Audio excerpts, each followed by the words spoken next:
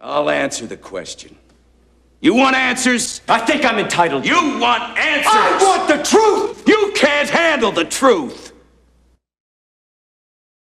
Well, we got a lot of X-Men news that came in here, and I'm thinking critical. We prioritize the mutants of Marvel, and with me today is Doc. How you doing, buddy? I'm doing excellent. Yourself? Oh, I'm doing pretty good. Ready to talk about some X-Men? Maybe some of these stories that have come out. A little bit about the comics that came out this week. Absolutely, sir. All right. Well, so another week, another new X-Men series announcement. Due up in March is Hellions from writers Zeb Wells and Stephen Sagovia. Mr. Sinister leads a lineup featuring Wild Child, Nanny, Orphan Maker, Empath, Scalp Hunter, Psylocke, and Havoc. This is a big character lineup for Hellions. Like, are you getting hot and bothered for this new Dawn of X series, Doc? Yes, I think. I think that's not really the right direct question. I'm interested in it. I like the lineup. I'm curious about it. I don't like what it also means, though. Mm-hmm. And by that, what I mean is it's probably the replacement for Fallen Angels. Yes, because Psylocke was leading her own series, and now she's a member of this team. Exactly. And I feel like if this title's coming out, it means that Fallen Angels is going, at least. I mean, we already knew it was kind of going on hiatus, but I guess it probably means that it's not coming back in its current form. Mm-hmm. Or anytime soon. Yeah, or anytime soon. This is either a good fill-in for use of Psylocke, or it's kind of the replacement for Fallen Angels, and that bums me out because I really enjoy Fallen Angels. Mm-hmm. So what do you think of the writer, Zeb Wells? I kind of more associate him with, like, Spider-Man. Yeah, you know what? I think you're right on that. He is a little more, but I think that's more in recent years.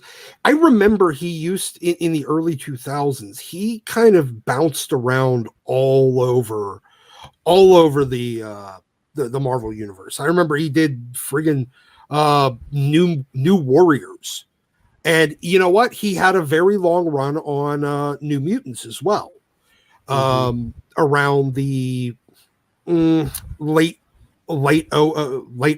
aughts, however the hell you say the 2000s.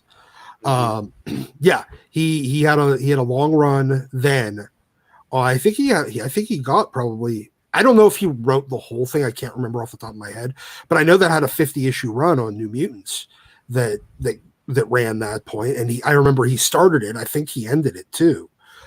So, he does have a history with a lot of these, but not these particular characters, because none of those New Mutants characters are in this book by the look of it. And I do like, I'm not familiar with the artist really at all. I mean, let's be honest. Most of the artists, some of them are really good, some of them are not good, but they don't stick around long enough and keep getting regular work long enough for me to actually start remembering their names. Because the minute they actually start getting popular, Marvel pulls them off and stops giving them work. Because God forbid they actually get a popular artist that they build that can then leave. No, they'll hire them occasionally, but they won't build them up. So no, I mean the art looks good, at least from the preview art that I've seen. I like Stephen Sagovia. He's a pretty good artist, in my opinion. Yeah, I wish I knew who the hell he even was. But the thing that I really like the creative team, but I'm not sure I like the line. I mean, I kind of like the lineup, but some of it just leaves me scratching my head. Yeah, it's an eclectic mix. It sounds like it's a bunch of villains with Psylocke and Havoc watching over him, maybe?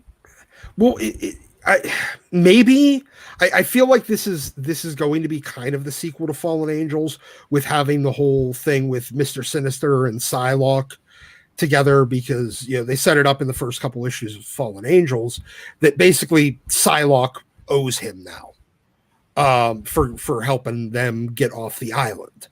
But So I get that part.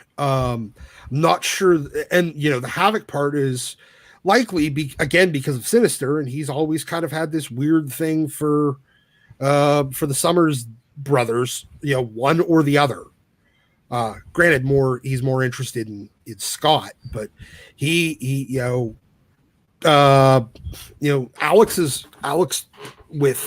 Alex had a long history with Madeline Pryor, and Madeline Pryor, is the creation of Sinister. So there's kind of a connection there. But the two that really confuse me are Orphan Maker and Nanny, because they're not mutants. Mm-hmm. Nobody ever really talked about what they were, but they're not mutants. I think they're mostly tech enhanced children to the best of my understanding. I know Orphan Maker, even though he's enormous, I think he was kind of like a special needs kid. Mm-hmm. So you think they'll have to explain that, or otherwise it's not going to make sense? It doesn't make sense to have, okay, all these books are, I like the idea of adding more non-mutants into this world as anything other than the bad guys, because it seems like Hickman has kind of eliminated any of the human or non-mutant kind of supporting cast that the X-Men had. Now, granted, it's all been kind of abandoned over the past few decades anyway. Because Claremont had built up Claremont, and then Lobdell and Byrne and all the other great, and Mike Carey, Joe Casey, Steven Siegel, all those guys. They Joe Kelly, they all build up a great kind of non-mutant supporting cast for the X-Men, and over the past 10 or 15 years, it's been kind of abandoned, and they've kept it up and actually kind of doubled down with being a bit of an ethno state here in under Hickman's run. So I like the idea of them bringing in non-mutant characters, but I'm not sure anybody gets it. Why in the hell you'd pick Nanny and Orphan Maker out of any of them? Mm-hmm. Well, we shall see. I'm sure they're going to explain it over time, or they should. So, Marvel already announced X-Men 4 through 6 were delayed earlier, and then this week they've confirmed issues 5 through 7 are delayed as well. The delays appear to fall in line with issues 4 through 6. They're like 2-week delays. Yeah. But still, do you think Marvel and Jonathan Hickman are regretting all the double ships in 2019? Because it seems to be throwing off some of the production schedule, and probably is putting Fallen Angels on a longer hiatus than it should be. If they're not regretting it, they're stupid. Mm-hmm. Because, I mean, hell, you got 2 X-Force books coming out on consecutive weeks this month. Yeah. It doesn't. A lot of these choices for when to ship things, they could have said, you know what? We don't have enough in the can before we start double shipping. We need more build up. I mean, it seems like every poor publishing decision they could make, they've been doing over the past few years, double and triple shipping things, and then it gets delayed because mm-hmm. they're so eager to just blow their wad that it's going to take them a little while to get it back up again. It's kind of weird. It's hurting the quality because like a book like Excalibur or Marauders, they're not in the best stage right now. No. They could really use the break on readers so it's not so fresh and how much the issue before sucked. Yes, exactly. Like and they are kind of compressed up with X-Force where every issue is really good. And you're like, man, why am I reading this when I should just be reading X-Force? It comes out every 2 weeks, Yeah, exactly. And I don't understand it. I don't understand a lot of the publishing decisions they make. And, they may claim that they have a plan with all this. I mean, hell, I don't even know. I don't know if, and here's the thing when it comes to Hickman, I don't know if he has any say at all over when these issues actually hit stands. I have a sneaking suspicion that's irrelevant. All he has is an order in which they need to come out. Okay, this issue must come out before this issue. And that's fine. So, if they need to, double ship 1 month in order to get everything on all on schedule and coming out in the proper order, fine, whatever. But I feel like this is one of those things where they're doing this thing, which is the same thing they've done with most other events and series and successful things over the past few years, which is to, they find a goose laying golden eggs and then they slice it open to pull them out because they can't bother being patient enough to wait. Yes, they have no patience at all. And then they're sitting there going, we got a bunch of money unless this is honestly the only thing I can think of is this is a desperate attempt to keep their get it all in get as much in as they can. I think they wanted to have a positive year as far as sales, and this exactly. is all guaranteed.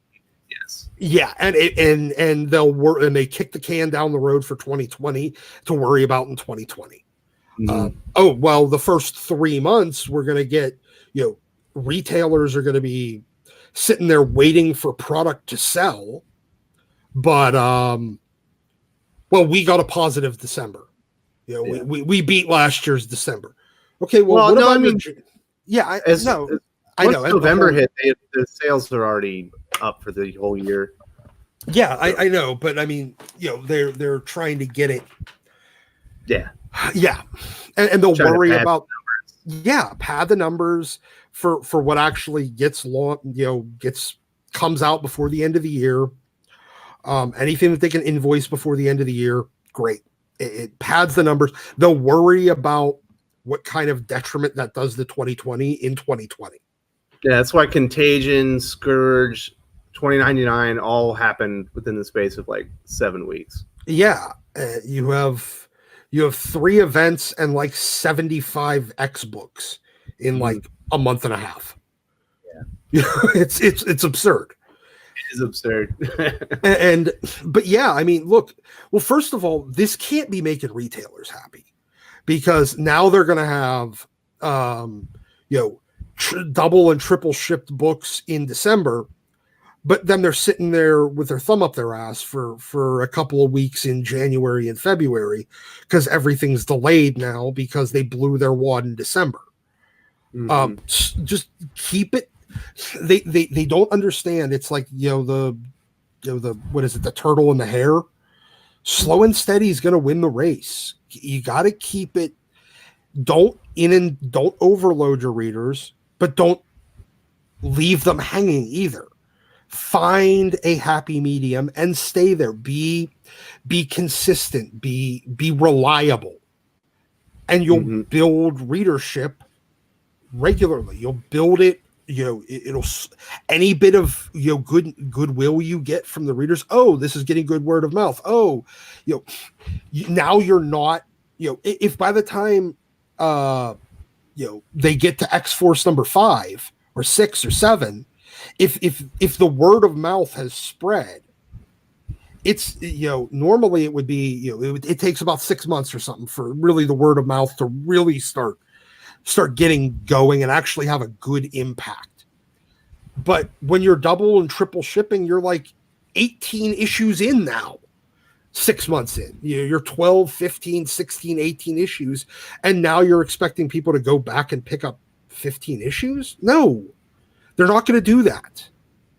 They're going to sit there and go, well, I'm so far behind, I'm just going to buy the trades. And then it doesn't help your single sales, doesn't help your floppy sales, doesn't keep going so that people can actually, trade waiting sucks. It hurts the industry. Sorry. I know Paley will probably pipe in at some point in the comments here to yell at me and tell me I'm wrong, but it does. It hurts the industry. So before we get into this week's Dawn of X titles, I want to talk to you about X-Men number 3. I had some internet issues last week and we weren't able to talk about it. Oh yeah.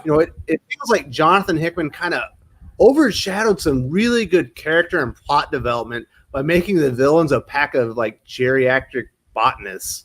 What did you think of the execution of X-Men number 3 last week? The execution was atrocious. But the idea behind it was great. I love the idea, but he put it in the hands of a bunch of octogenarian, botanists that are making vagina jokes.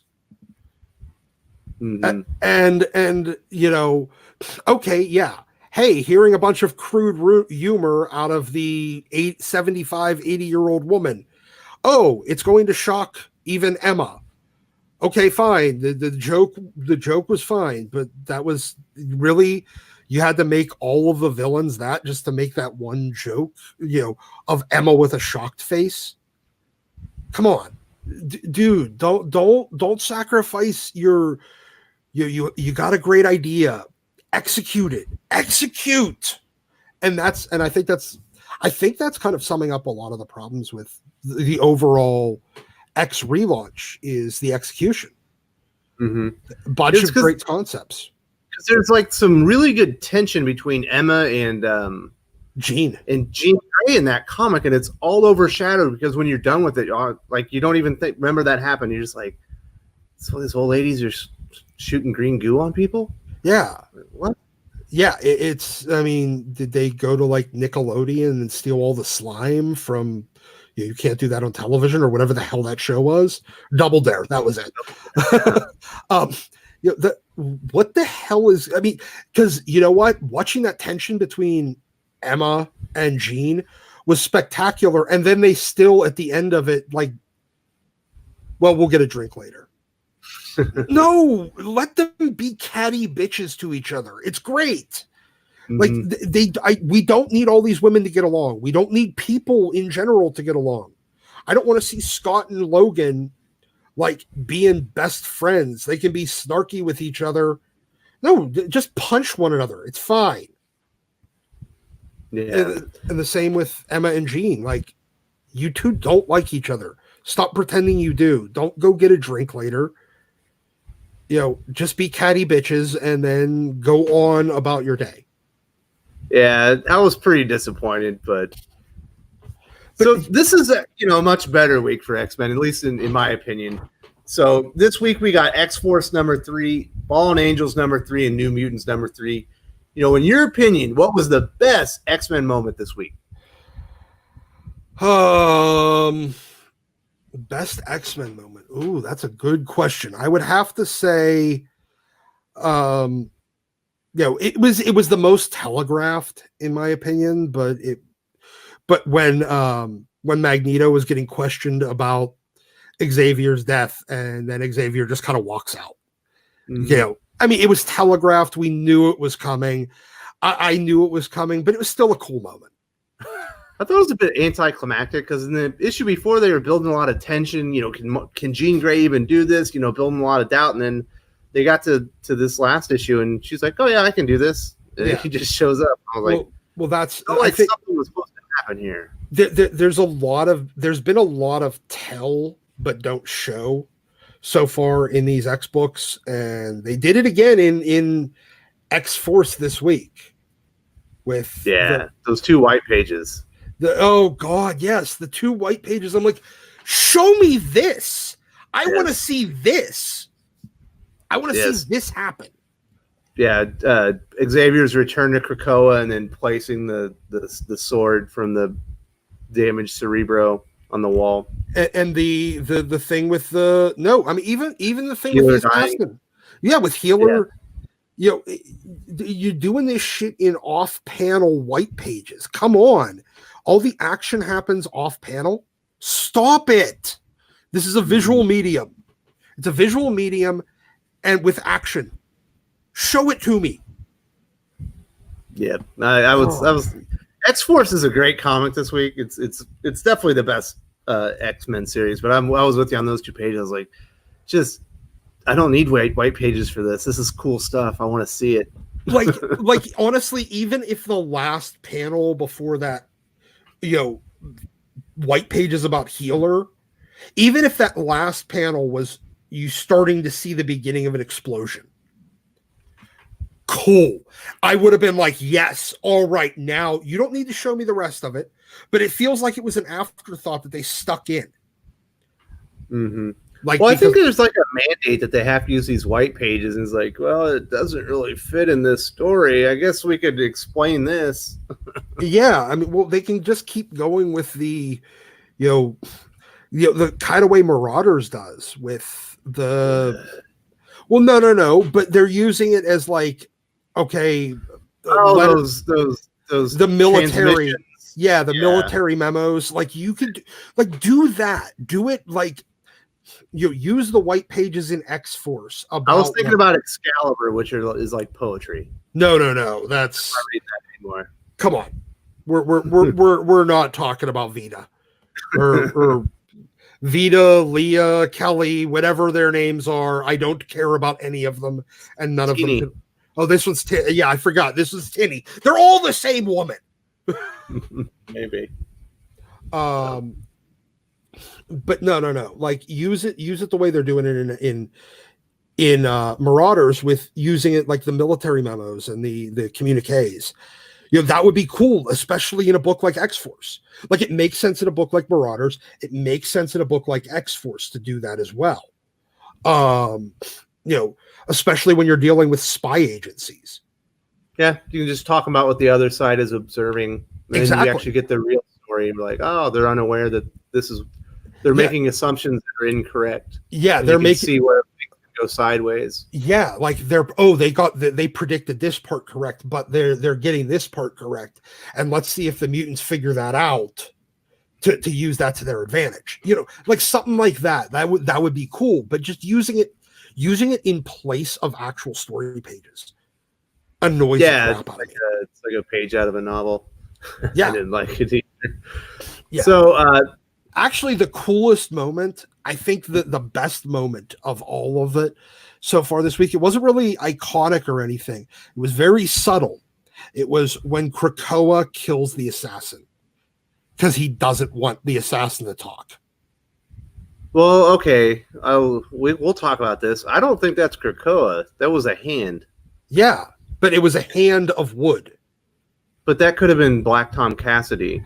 It could have been, but it still looked like an entire tree next to.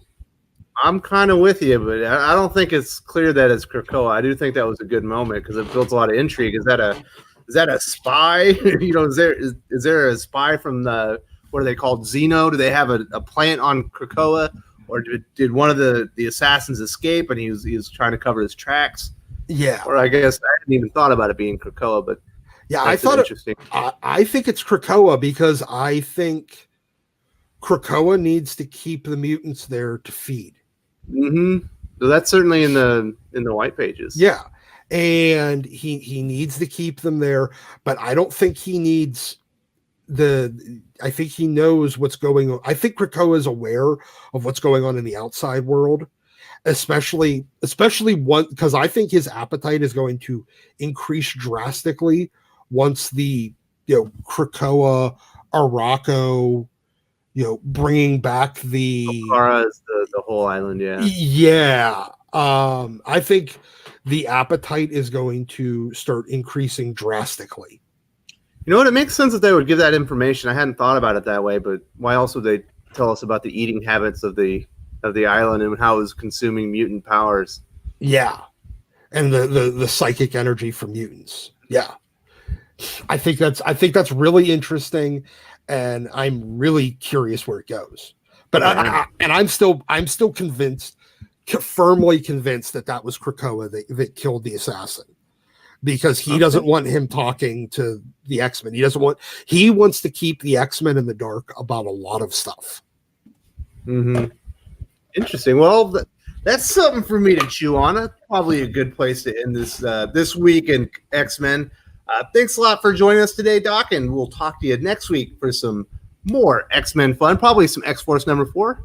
Absolutely. Fallen Angels number 4, and I believe New Mutants number 4 as well. Yeah, definitely. And we'll probably have a new announcement for a Dawn of X series. Yeah, probably, because, well, it's a day that ends in Y. All right, later, brother. Take care, dude. If you enjoyed this video, please give it a like. I would appreciate it very much. It helps us attract more views for the channel. Subscribe for future commentary, comic book news, and reviews. And don't forget to ring the bell for notifications. If you want to talk comics, movies, and much, much more, you can follow me on Twitter at Wes_from_TC. With that, Salamat Po, and I'm out.